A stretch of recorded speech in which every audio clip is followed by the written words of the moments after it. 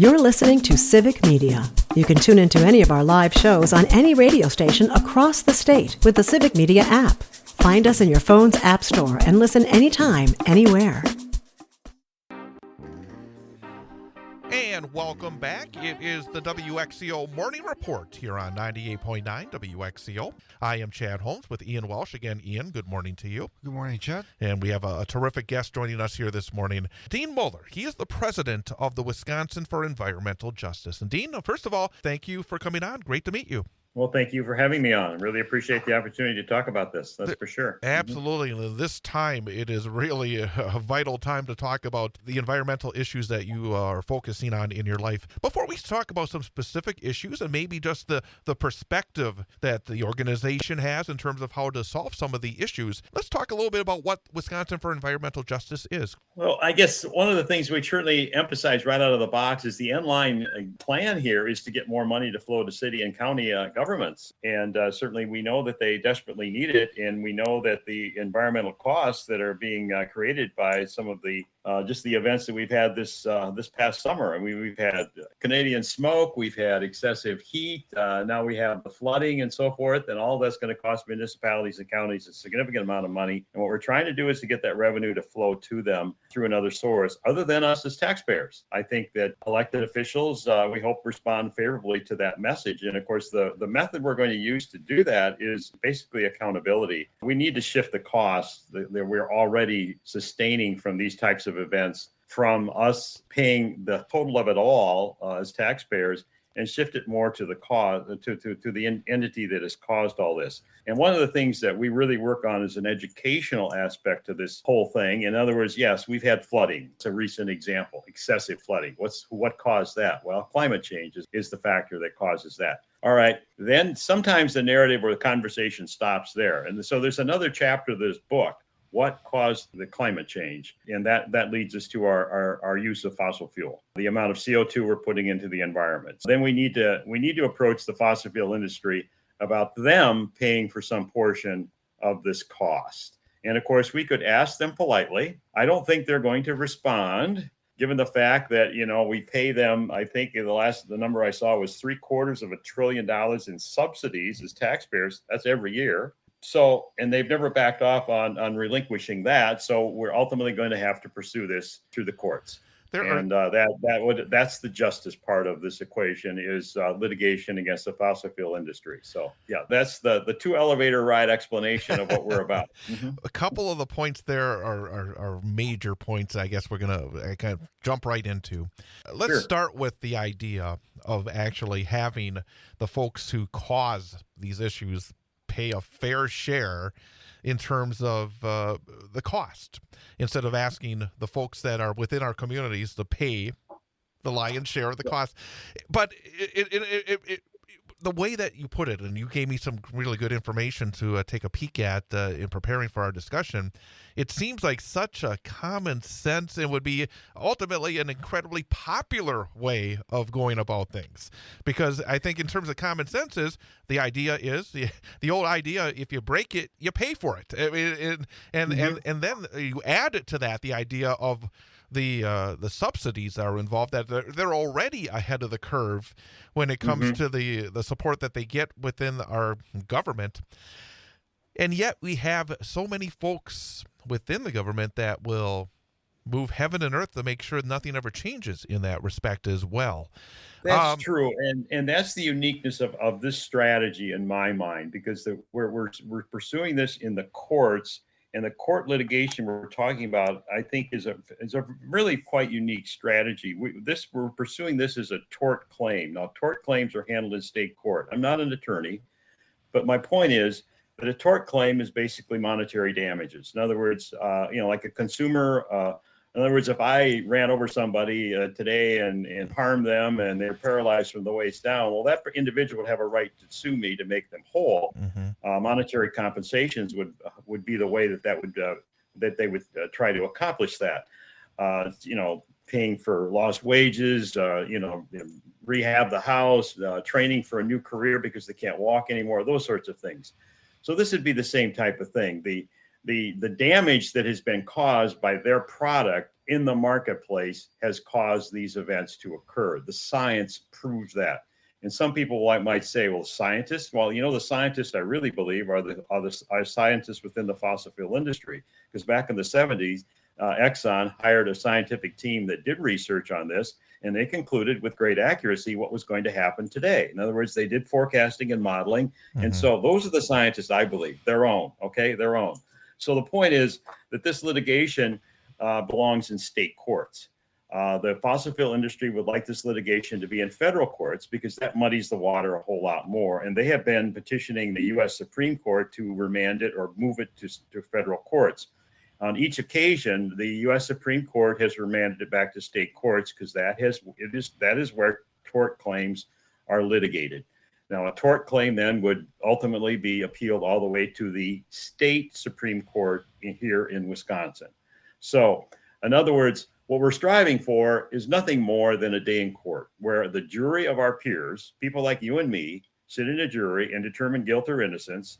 And then also they would determine the amount of the monetary damages that would be paid. And of course, the monetary damages in this case certainly would be significant. If one could say huge. Now, we've already had tobacco litigation, which we're familiar with. We've had opioid litigation. This would probably be far greater than that in terms of the monetary settlement if we are successful in court. And the other thing I would add too is it's always good to go into a courtroom and use the person you're going after using their own evidence against them, which is there's plenty of it to indicate that they knew what they were doing and they have gone to great lengths to conceal that and put out deception in the marketplace, which is kind of leads to another big challenge that we face here is basically enabling all of us to connect the dots in terms of how all these things are connected in terms of the climate events, climate change, and fossil fuel. That's a challenging and daunting task, that's for sure. And we will have more with Dean Muller. Again, very interesting conversation as he is the president of Wisconsin for Environmental Justice. So we'll have more coming up at 7:52 during our next local segment, our WXCO Morning Report. Coming up, it is the Farm Report here on this Monday morning, and then back to Pat Kreitlow. More of Mornings with Pat Kreitlow here on 98.9 WXCO. You're listening to Civic Media. Stay up to date on the latest news and information for your local community and Wisconsin by signing up for our free email newsletter. Visit civicmedia.us/email to get started. WXCO Morning Report during Mornings with Pat Kreitlow on 98.9 WXCO. Again, we're talking to Dean Muller, President, Wisconsin for Environmental Justice. You mentioned the science is there. Unfortunately, there's still a lot of, I think, misinformation going out there, but the science is there. And one term that we heard in the past week with all the flooding, especially in southeastern Wisconsin, once in a century event. We're hearing that term more and more often, aren't we? Yes, we are. People would say, well, we've always had floods, major floods. Yes, we have. The point is, in terms of major climate events, they will be more intense and they will be more frequent. That's the difference that's occurring here. That's the key difference that people need to keep in mind. And of course, will we have another event like this? I don't think it's probably going to be 1,000 years down the road or anything of that sort.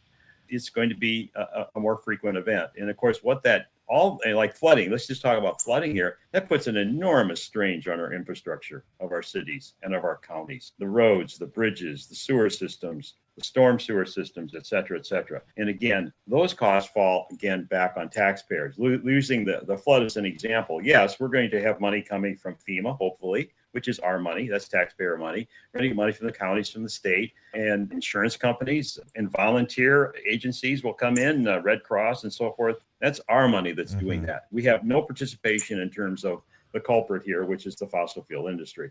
Not to cast them as bad guys. Corporations have been defined as people in the marketplace, right? And they need to be good citizens is what we're trying to accomplish here. Something that, and again, maybe you have a different perspective on it, but something that when you talk about organizations such as the fossil fuel industry, but you can talk about a lot of other, I would say, corporate entities.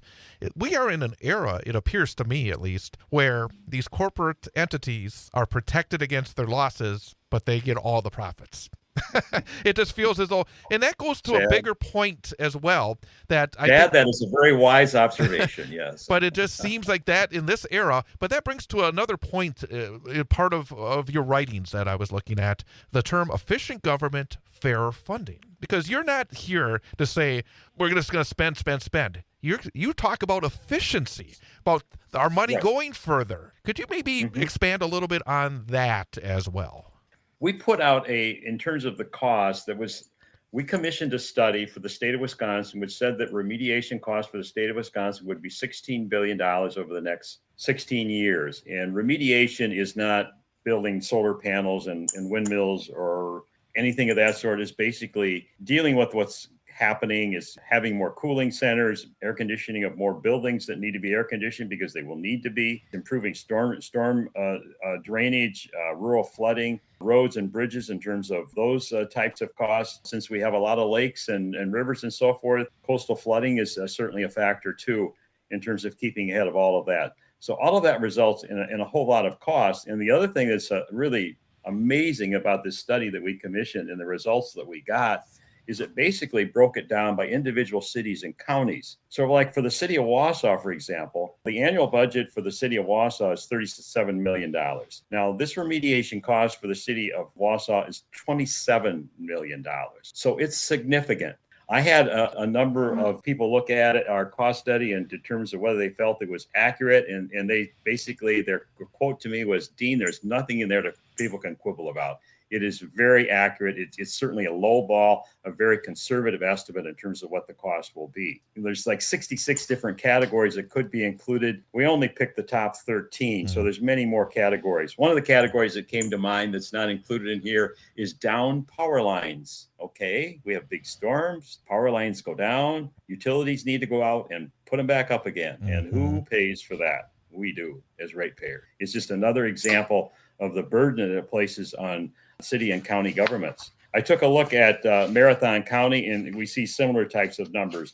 Actually, in Marathon County, it's even starker because it's almost 2-to-1 in terms of these remediation costs relative to their current budgets. So that's the thing that really needs to be addressed. I've heard a number of people talking about this, that these floods here in our area of Wisconsin, because I'm in Milwaukee, is a wake-up call. Yes, we need to be woken up to the cost of all these things, and we need to make some responses to it because we do have a lot of aging infrastructure in this state. Making responses, and something that, when I look at this country's DNA, it appears so often, and it's not just a recent phenomenon. I mean, you can go back centuries in the history as we come up on 250 years next July 4th, that this country just does not respond in a forward-thinking way, that we kind of wait until you have to act. And that is always the worst way, whether it's trying to fix your own personal vehicle or try to fix major issues within our society and government and country. And I want to kind of make this a two-pronged question for you, because if we don't change the way we're thinking about funding local government, you use a term here that I think is spot on. Taxpayers are tapped out. We can't keep going to the taxpayers for some of these issues, that we have to think differently. It certainly does. I think your first point is really very accurate. I mean, the numbers for rural poverty are significant. Taxpayers are tapped. There's no question about that. And local governments are tapped too. They struggle to balance their budgets. So we have a common problem as taxpayers and as elected officials, that if we could come together on this, I think we could accomplish something that would be very significant in terms of an alternative source of revenue. And of course, these settlements are usually settled. Tobacco was 25-year payout. Well, I should qualify that because the state of Wisconsin, it was $4 billion, and they agreed to a one-time settlement of $1 billion and forego 25 years of payments. We'd still be receiving payments to this day because it started in the year 2000. Sad, but true. Even opioid, I think, was quarter of $1 billion is paid out over 13 or 14 years. So these revenue streams will continue to come in. And of course, that's a classic example because there was good participation in the opioid litigation because the 71 of the 72 counties participated, and that money's going to some very worthwhile things that needed to be addressed because all counties had a problem with opioids. One of the things we're asking a lot of people is, well, what would you like government to do if they had money to do it? We're just basically tabulating what people think and what would be possible. And we all know that things get deferred and put down the road and so forth. And it's kind of like this whole thing with climate, Chad, seems like this is slow moving train wreck, isn't it? And if you came across a train wreck, who wouldn't step up, call 911 at least, render aid, whatever. But this is such a slow moving thing. It's easy to say tomorrow. We'll have a few more moments with Dean Muller coming up at 8:22 here on 98.9 WXCO. More Pack Right Low app.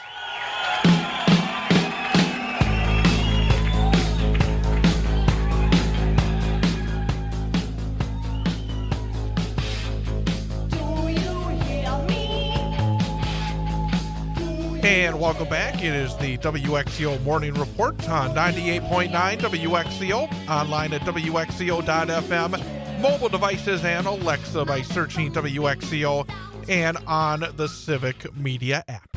This morning, very interesting discussion I had late last week, recorded with Dean Muller. He is the president of Wisconsin for Environmental Justice, talking about a number of different issues, and you'll be able to catch the entirety of our conversation on YouTube. We posted it on our YouTube channel, our WXCO YouTube, and also be part of the podcast, which will be posted at the end of this program. Talked about generally how folks don't get proactive with a lot of the problems. Sometimes have to wait until it gets so serious you have to do something. It's human nature. I can't be critical of people. I guess it puts the burden on our organization to help educate and get the word out about this connection. It's just not often discussed in as much detail as we are here today. And I certainly appreciate the opportunity to do that. That's for sure. Brings up another thought that comes into my mind when you mentioned just that basically even the tobacco settlement is that we hear a lot of politicians talking about how they are standing up for the taxpayers. But one huge way of standing up for the taxpayers is to be forward thinking, is to not to put, take the one time big lump and then use it back in the year 2000 or whatever it may be. And then all of a sudden, they think they're helping the taxpayers at that point, but they're not truly thinking of standing with the taxpayers. And another point that you made in one of your writings was the idea of standing with taxpayers and pursuing justice. And they do go together, don't they? Yes, absolutely. There's no question about that. And on your first point that you mentioned there in terms of the cost study actually put together some numbers on that in terms of like roads and bridges. If communities, cities, counties stepped up and did that remediation now rather than wait until after the accident, so to speak, it would cost them far less. And of course, I realize that's a hard thing for city and county governments to do because they don't have the money to do it now. So I mean, it's really certainly a challenging situation. But yes, I mean it's something that it's been a project that our organization has been working on for almost 4 years. We formally organized as an organization, nonprofit, a little over 2 years ago. So it's certainly gaining more and more momentum across the state as we get the word out through opportunities like this one. It's a growing movement, and people are becoming more aware of this as an opportunity that they might be able to explore. Again, it's so difficult for people to think about dealing with climate change as a city or as a village or as a township. And of course, the thing that people need to keep in mind here is if a city decides to pursue litigation, there will not be any upfront legal costs because they will retain a law firm on a contingency basis that will not get paid unless they prevail or win in court, is the fee arrangement. And then secondly, an important point is particular city files, the money would go directly to that particular city or county that filed. So that's the important thing. We removed any type of filtering process that might occur at the state level, et cetera, et cetera. So that's another key factor for elected officials to keep in mind here. I was going to say I have one more question. Now I have two more questions because when you say that, with your explanation for what the cities can do, why don't they? Because I mean, when you One of yeah. the first objections is the fee thing. Is that we don't have attorneys. We can't afford the legal fees for something that may take a long time to get. And then so obviously the fee arrangement of being it on a contingency basis, I think, addresses that issue. Mm-hmm. I think it really in some cases comes down to the political will. I mean, fossil fuel, let's face it, is a bully on the playground. No question about that. And if we can all go back, we all encountered a bully on the playground at some point in our lives, right? It's pretty challenging, onerous, scary type of proposition. And of course, standing up to the bully is a challenging thing. And I think that most elected officials, let's rephrase that. All elected officials are looking for support from their constituents, from their citizens. And that's the challenge of getting this word out to a larger group of people across the state that, hey, elected official, I want you to look at this. I want you to do this. I think it makes sense for you to do this.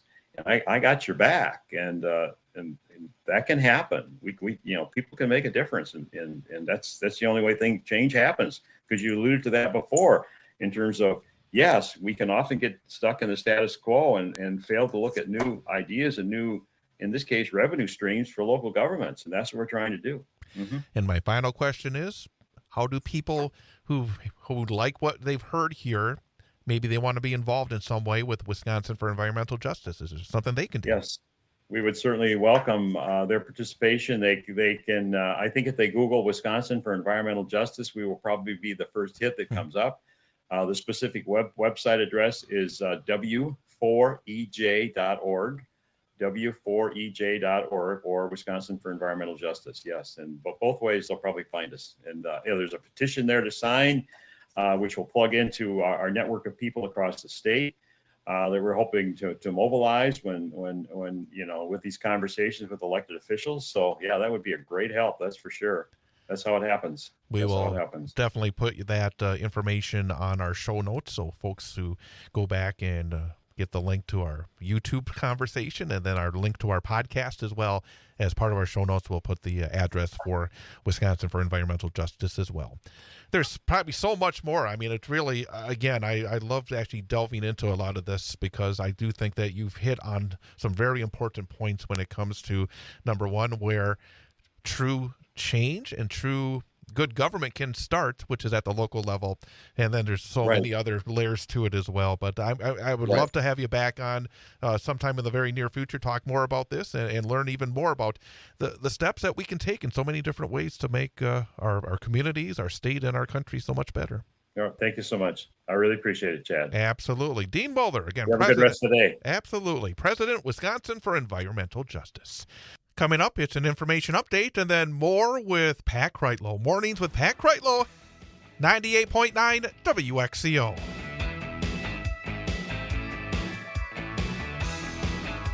You're listening to Civic Media. Find the latest news, information, and archives of all your favorite shows on the Civic Media website, civicmedia.us.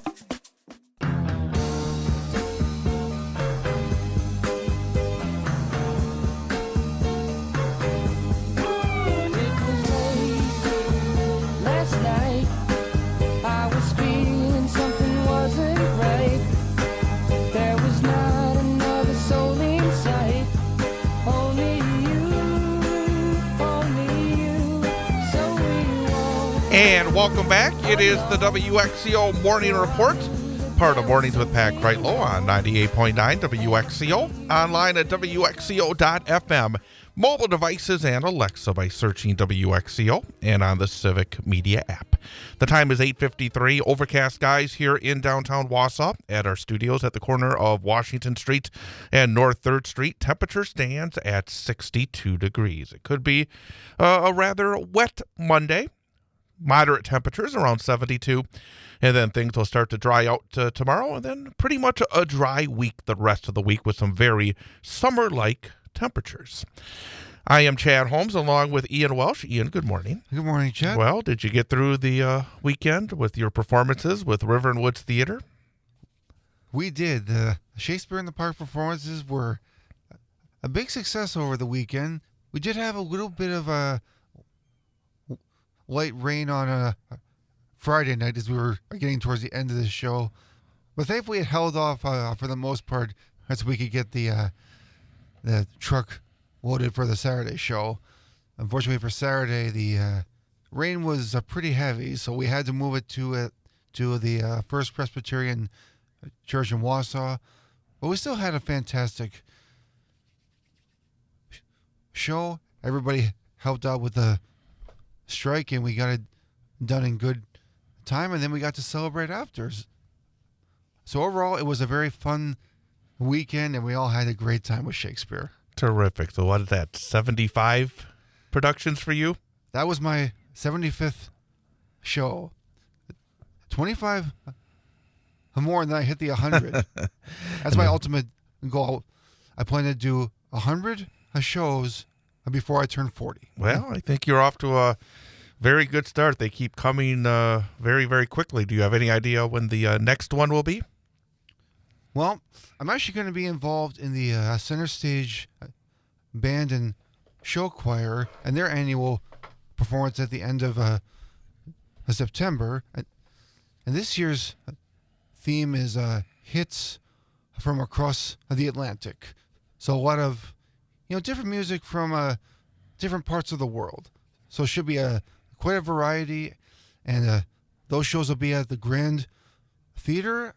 Let me just make sure I get the dates right here. Yep, that is the 25th, 26th, and 27th of September at the Grand Theater. Shows will be at 7, and the important thing to remember is that the Center Stage shows are absolutely free. Terrific. We'll look forward to talking about that as it gets closer. Mm-hmm. Also, getting very close this week is the start of our high school sports coverage, again, here That's on right. 98.9 WXCO. We will have the first edition of this season's big high school sports show coming up on Wednesday from 6 till 8. In fact, we're actually pre-recording it on Tuesday because on Wednesday, the Wausau West football team has their Meet the Warriors event, and I am the public address for that event, the MC.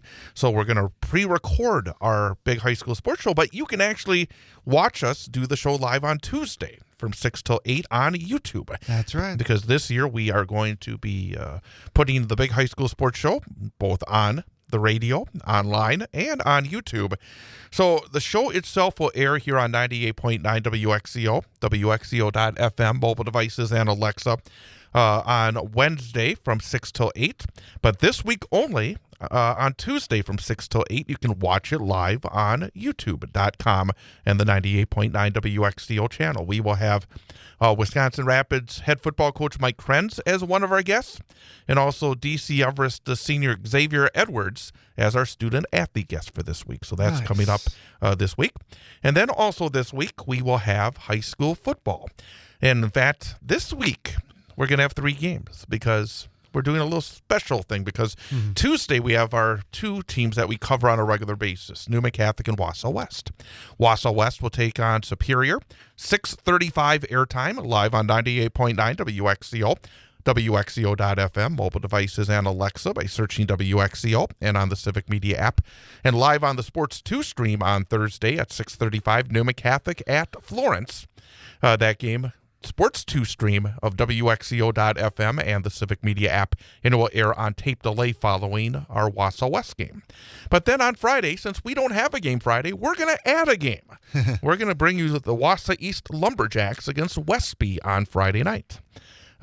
First time that we're bringing you Wausau East High School football. We're going to have, if we can get the sponsorship, 5 Wausau East games this year. But we'll have the first game of Wausau East for sure against Westby Friday night, starting with the pregame show at 6:35 as well.